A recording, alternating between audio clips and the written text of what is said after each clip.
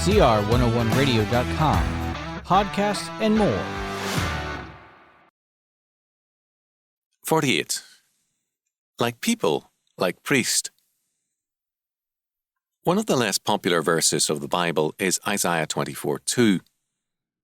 Isaiah, in speaking of the coming judgment on the kingdom of Judah, declared, "And it shall be, as with the people, so with the priest, as with the servant, so with his master, as with the maid, so with her mistress, as with the buyer, so with the seller, as with the lender, so with the borrower, as with the taker of usury, so with the giver of usury to him." People in Isaiah's day knew that something was wrong with their world, but not with themselves. The people blamed the priests, and the priests the people.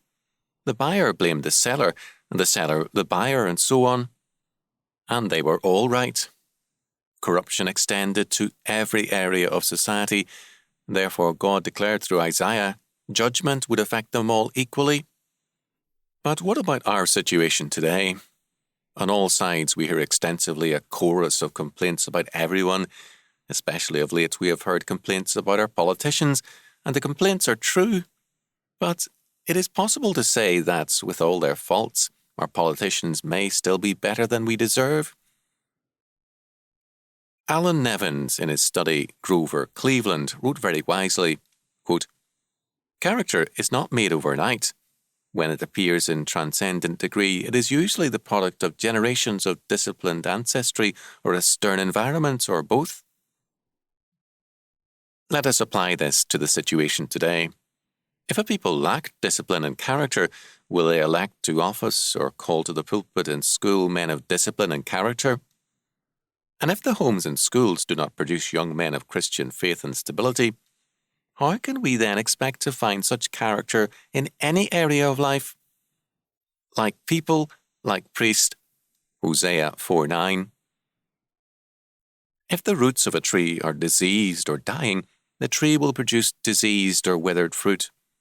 If the roots of a people, their Christian faith and character, are diseased, then their fruits, their children, and their lack of Christian training will bear an ugly fruit, and the results will be written large across all society.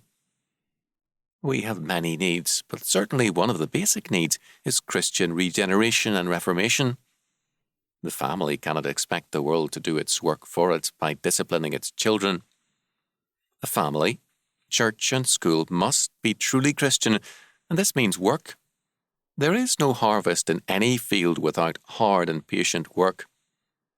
This means families must take their Christian responsibilities seriously. It means re-establishing truly Christian churches and forming independent Christian schools. Our most hopeful sign for the future is that many are doing this. Until then, let us not be surprised that, as our people are, so shall our society be.